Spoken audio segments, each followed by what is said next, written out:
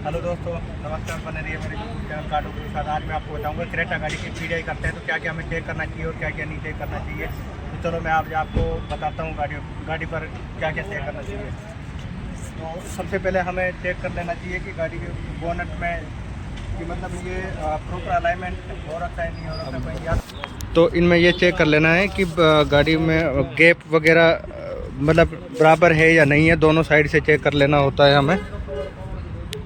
इस साइड से भी चेक कर लेना होता है कि गैप बराबर है कि नहीं है। देन उसके बाद बम्पर चेक कर लेना। तो बम्पर पर स्क्रैच, पेंट डिफेक्ट वगैरह आपको ये समस्या देखने को मिल सकती है, क्योंकि गाड़ी एक्सपोर्ट होकर जब डीलरशिप पर आती है तो जब ये ट्रकों के द्वारा यहाँ पर आती है तो इनमें गाड़ी में कुछ भी हो सकता है, डेंट भी लग सकता है, पेंट भी हो सकता है गाड़ी में।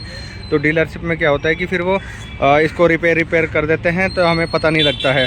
तो यही सारी चीज़ें करने के लिए हमें पीडीआई करवाना अवश्य होता है। तो फिर उसके बाद हम देखेंगे हेडलाइट पर कहीं से कोई स्क्रैच वगैरह तो नहीं है। देन उसके बाद सारी लाइटें चलाकर भी चेक करेंगे कहीं से कोई हेडलाइट डैमेज वगैरह तो नहीं है। और उसके बाद एम्बलम चेक कर लेंगे, एम्बलम पे भी कोई स्क्रैच वगैरह इन प्रॉपर फिट तो नहीं हो रखा है। देन बम्पर भी इन प्रॉपर चेक कर लेंगे।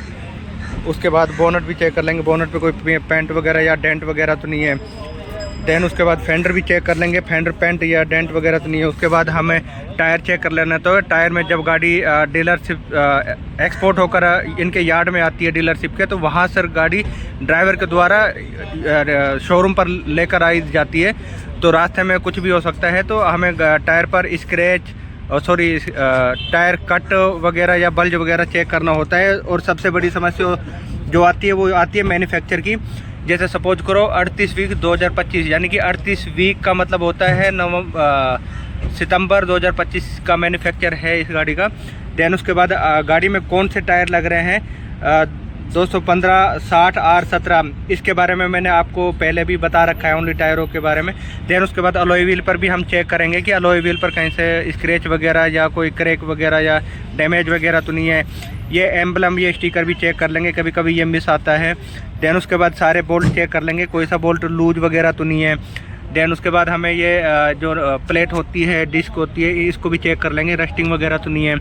देन उसके बाद शॉकर भी चेक कर लेंगे कि शॉकर प्रॉपर लग रहे हैं, कोई बूट वगैरह डैमेज वगैरह तो नहीं है और लीकेज वगैरह तो नहीं है। देन उसके बाद नीचे से हम चेक कर लेंगे कि जो आर्म लगी हुई होती है, आर्म का कोई बोल्ट लूज वगैरह तो नहीं छूट गया है। एंड उसके बाद सस्पेंशन बूट चेक कर लेंगे। नीचे से भी चेक कर लेंगे कि नीचे से गाड़ी कहीं से रस्टिंग वगैरह या डैमेज वगैरह तो नहीं है। साइलेंसर भी चेक कर लेंगे कि कहीं से साइलेंसर डैमेज वगैरह तो नहीं है, अब नॉर्मल नॉइज वगैरह तो नहीं कर रहा। देन उसके बाद ORVM चेक कर लेंगे कि ORVM पर कोई स्क्रैच वगैरह डैमेज वगैरह तो नहीं है। A pillar, B pillar, C pillar ये चेक कर लेंगे, कहीं से डेंट वगैरह तो नहीं है। क्वार्टर पैनल भी चेक कर लेंगे। देन उसके बाद डोर की के साथ हम इसको एक बार लॉक अनलॉक करके भी देखेंगे।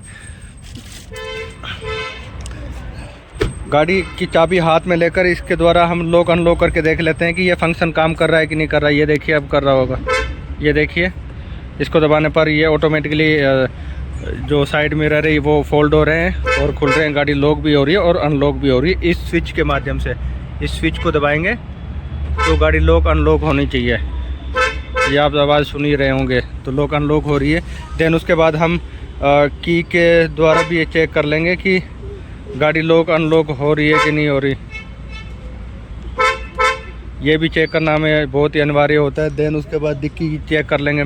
देन उसके बाद हम गाड़ी की खोल कर भी चेक कर लेंगे कि गाड़ी की के साथ ये निकाल लेंगे। इसको दबाएंगे तो गाड़ी की चाबी निकल जाएगी। ये चाबी यहाँ रखकर और इसके साथ भी हम चेक कर लेंगे कि गाड़ी इसके साथ लॉक अनलॉक हो रही है कि नहीं हो रही। कभी कभी इनके साथ लॉक अनलॉक नहीं होती। ये देखिए गाड़ी लॉक हो गई है, अब अनलॉक हो जाएगी, ये देखिए। तो इसके साथ भी हम चेक कर लेंगे कि लॉक अनलॉक होनी चाहिए। देन उसके बाद हम इसको वापस से ही इसमें चाबी में डाल देंगे। एक बार इसमें डाल देना सर। वापस डालने के बाद हमें इनका अलाइनमेंट चेक करना होता है कि अलाइनमेंट ठीक है कि नहीं है। देन उसके बाद रियर का टायर भी चेक कर लेंगे, कहीं से कोई कट वगैरह या डैमेज वगैरह ऐसे, अलॉय व्हील भी चेक कर लेंगे, शॉकर भी चेक कर लेंगे, कोई लीकेज वगैरह तो नहीं है। देन उसके बाद जो डिक्की का गैप होता है वो चेक कर लेंगे। इसमें थोड़ा सा गैप ज़्यादा है इस साइड से और इस साइड से कम है, तो ये अलाइनमेंट थोड़ा सा इशू है, बट ये चल जाएगा। बाकी टेल लाइट चेक कर लेंगे कहीं से क्रैक वगैरह या प्रॉपर काम कर रही है नहीं कर रही है। देन उसके बाद वाइपर भी चेक कर लेंगे कहीं से डैमेज वगैरह तो नहीं है। विंडशील्ड रियर वाली चेक कर लेंगे, स्क्रैच वगैरह या डैमेज वगैरह तो नहीं है, कोई क्रैक नेक नहीं है या स्पोर्ट्स वगैरह नहीं है। रियर बम्पर भी चेक कर लेंगे कि कहीं से पेंट डिफेक्ट वगैरह तो ऐसा कुछ नहीं है। बाकी ये सेंसर लग रहे हैं, ये सेंसर भी हम चेक कर लेंगे कि ये सेंसर प्रॉपरली वर्क कर रहे हैं नहीं कर रहे। बैक गियर लगाकर बंदे को पीछे खड़ा कर दो तो गाड़ी मूव नहीं करनी, वहीं पर ही पता लग जाएगा। जैसे बंदा पास में जाएगा तो ये सेंसर काम करने लग जाएंगे। देन उसके बाद हम यहाँ से खोल के चेक करेंगे कि ये प्रॉपर स्विच काम कर रहा है कि नहीं कर रहा है, ये ओपनिंग स्विच होता है। देन उसके बाद कैमरा चेक कर लेंगे, कैमरा कहीं से स्क्रैच वगैरह या डैमेज वगैरह तो नहीं है। उसके बाद ये शॉकर भी चेक कर लेंगे कि शॉकर प्रॉपर वर्क कर रहे हैं कि नहीं कर रहे हैं। फिर उसके बाद ट्रायंगुलर चेक कर लेंगे, गाड़ी में ट्रायंगुलर होना ज़रूरी होता है कि इन केस की रोड पर गाड़ी खड़ी है तो ट्रायंगुलर की सहायता से हमें सेफ्टी मिल जाएगी। देन उसके बाद टूल किट भी चेक कर लेंगे कि टूल किट में हमें क्या क्या टूल दिए होते हैं। जैसे ये रोड होती है और ये जैक रोड हो गई, ये टायर को खोलने वाला पाना हो गया और ये जैक हो गया। और उसके साथ साथ आपको इसमें सेफ्टी वो फर्स्ट एड किट भी मिलेगी, वो आगे रखी होगी ग्लो बॉक्स में। ये चेक करने के बाद हमें इसमें चेक कर लेना है कहीं से कोई रिपेयर वगैरह, कोई रबड़ वगैरह डैमेज तो नहीं है। देन उसके बाद नीचे से भी हम चेक कर लेंगे कोई दिक्कत परेशानी वगैरह तो नहीं है, कहीं से क्रैकनेस या कोई वीकनेस तो नहीं है। देन पीछे वाले शॉकर भी चेक कर लेंगे लीकेज वगैरह है या नहीं है। ये सारी चेक करने के बाद उसके बाद रूफ हम चेक कर लेंगे, क्योंकि गाड़ी यार्ड में खड़ी रहती है काफ़ी दिन से, तो हर तरह के मौसम में ये गाड़ियाँ बाहर खड़ी रहती है। कभी कभी ओले या तूफ़ान की वजह से यहाँ पर कोई गिर जाता है या डेंट वगैरह भी पड़ सकते हैं, तो ये भी हम डीपली चेक कर सकते हैं। और उसके बाद डिफोगर भी चेक कर लेंगे कि डिफोगर काम कर रहे हैं कि नहीं कर रहे हैं। ये डिफोगर होते हैं जो सर्दियों में यहाँ पर बर्फ़ वगैरह जम जाती है, तो इसको हम वहाँ से स्विच ऑन करेंगे तो ये तार होती है इसके अंदर, ये गर्म होते हैं। गर्म होने के बाद जो बर्फ़ वगैरह होती है वो पिघल जाती है, पिघलने से ये साफ़ हो जाता है। ये डिफोगर भी चेक करने ज़रूरी होते हैं कि हमें कि ये वर्क कर रहे हैं कि नहीं कर रहे। मैंने चेक करा था तो ये वर्क कर रहे थे। देन उसके बाद ये वाला टायर भी हम चेक कर लेंगे, सेम स्टेपनी का टायर भी चेक कर लेंगे, तो इसमें भी कोई दिक्कत परेशानी नहीं है, ये भी ओके है। देन हैंडल भी ठीक है। उसके बाद हम रियर गार्निश जो सी पिलर की रियर गार्निश होती है ये भी चेक कर लेंगे कि ये गार्निश प्रॉपर फिट हो रखी है कि नहीं हो रखी। कभी कभी ये गार्निश प्रॉपर फिट हो नहीं रखी, जो रूफ लाइनिंग होती है ये डैमेज मिलती है आपको यहाँ पर, या फिर मुड़ी वगैरह मिलेगी आपको। ये सारी चीज़ें चेक कर लेनी होती है। फिर उसके बाद इंटीरियर हैंडल भी चेक कर लेंगे कि कहीं से कोई लूज वगैरह तो नहीं है। देन उसके बाद सेफ्टी फीचर एक और बता देता हूँ, सीट बेल्ट का कभी कभी क्या होता है कि जल्दबाजी में बंदे अंदर के जो बोल्ट होते हैं वो लूज छोड़ देते हैं, तो इसको चेक करने के लिए हमें क्या करना है, सीट को 3-4 बार ऐसे तेज़ी से खींचना है और वो रुकना चाहिए। अगर अंदर बोल्ट लूज होगा तो उसमें आवाज़ सी आएगी, आपको भी पता लग जाएगा और ये रुकेगी भी नहीं। तो सेफ्टी के फीचर के लिए हमें ये चीज़ें चेक करना कंपलसरी होता है। और ये बकल्स भी हमें चेक करने होते हैं, सीट बकल्स बोलते हैं, कि प्रॉपर काम कर रहे हैं कि नहीं कर रहे। और इसकी सेफ्टी फीचर के लिए हमें वहाँ से अलार्म भी चेक करना होता है जब सीट बेल्ट लगाएंगे। देन उसके बाद डोर के चारों पांचों डोर के ये बोल्ट चेक करने होते हैं। ये कभी कभी गन से टाइट किए जाते हैं तो कभी कभी ये लूज भी रह सकते हैं। और चेकर कोम बोल्ट होता है, इसे चेकर कोम बोल्ट बोलते हैं। ये चेकर कोम बोल्ट कभी कभी लूज रहता है, तो इसको हम चेक करने के लिए हमें क्या करना होगा, पहले तो नज़रों से देख लेंगे, अगर नज़रों से नहीं तो फिर थोड़ा सा डोर को हम ऐसे हिलाएँगे और अगर ये लूज होगा तो ये प्रॉपरली आगे पीछे कट की आवाज़ आएगी, आगे पीछे होगा ये। तो मैंने चारों डोर चेक कर लिए थे तो मेरे को कोई प्रकार की कोई समस्या मिली नहीं थी। देन इसके बाद भी आपको मैं दिखा देता हूँ, ये चारों बोल्ट चेक करने के बाद सीट बेल्ट के भी बोल्ट चेक करने ज़रूरी होते हैं। कभी कभी सीट के बोल्ट लूज छोड़ने पर क्या होता है कि मान लो हम जैसे ड्राइव कर रहे हैं तो एकदम ब्रेक मारेंगे या कुछ भी होगा, तो अगर इसके बोल्ट लूज होंगे तो ये भी सेफ्टी का बहुत बड़ा इशू होता है, क्योंकि अगर ये लूज रहेंगे तो हमें ब्रेक लगेंगे नहीं तो गाड़ी कुछ भी हो सकता है।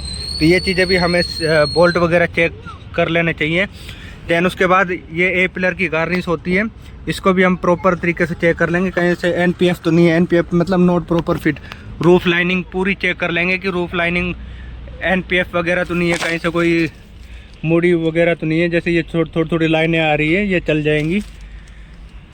ठीक है, ये चेक कर लेने के बाद हमें ये भी चेक कर लेना है कि ये बल्ब वगैरह काम कर रहे हैं कि नहीं कर रहे, ये फंक्शन काम कर रहा है कि नहीं कर रहा।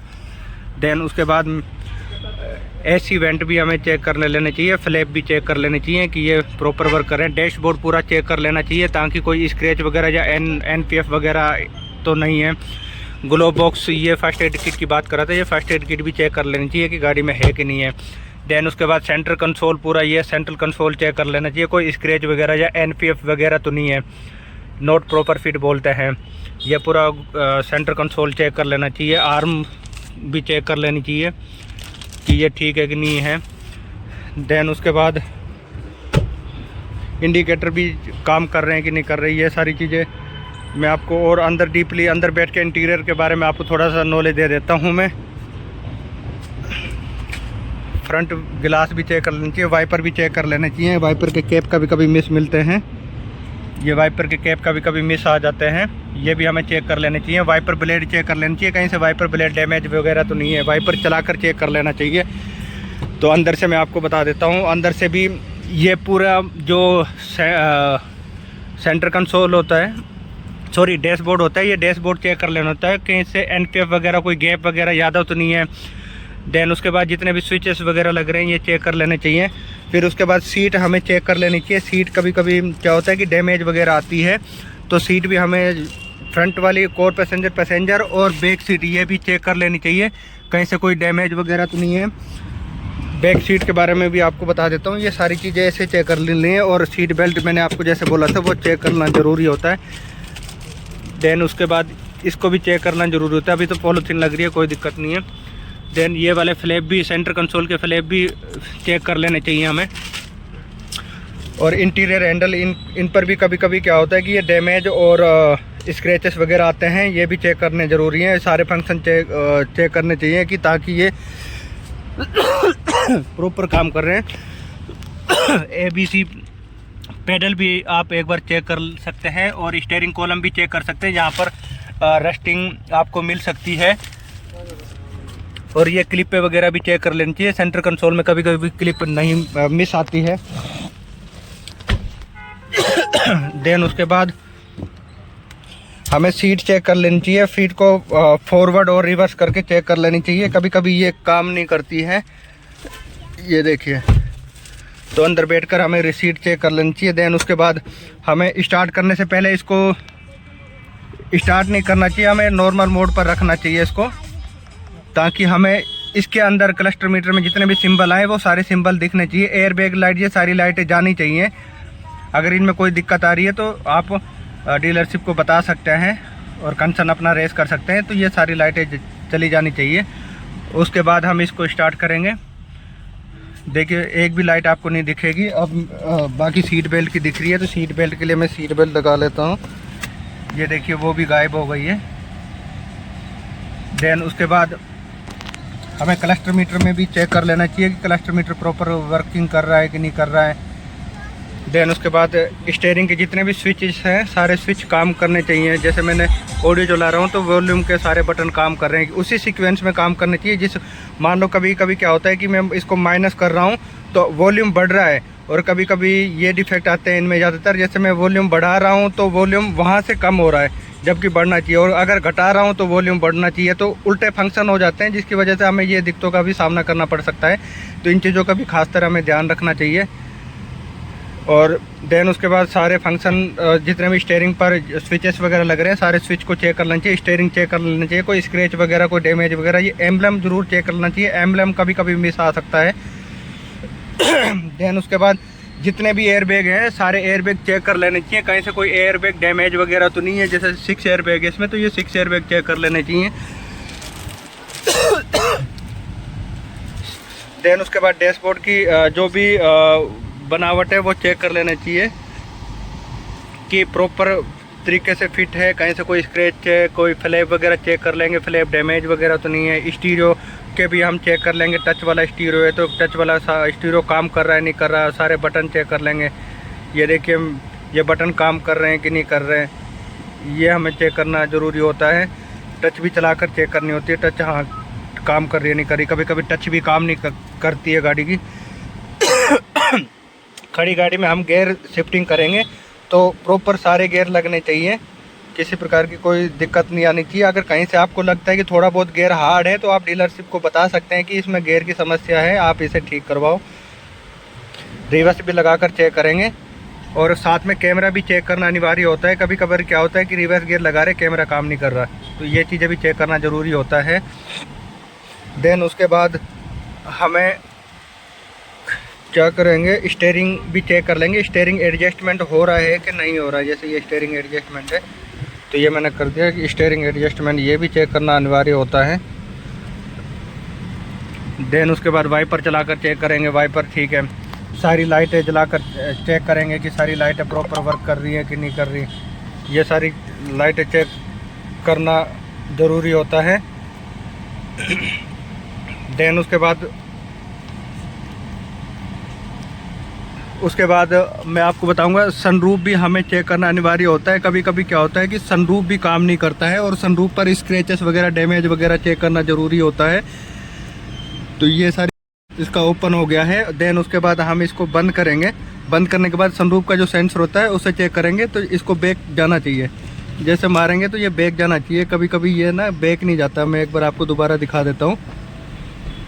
तो इसमें सेंसर होता है, वो सेंसर चेक करना हमें अनिवार्य होता है। जैसे सपोज करो ये अब खुल गया है पूरी तरीके से, देन उसके बाद इसको हम बंद करेंगे और बंद करने के बाद हमें ऐसे थोड़ा सा झटका देना है, ये वापस चला गया। ये देखिए दोबारा दिखा देता हूँ मैं आपको।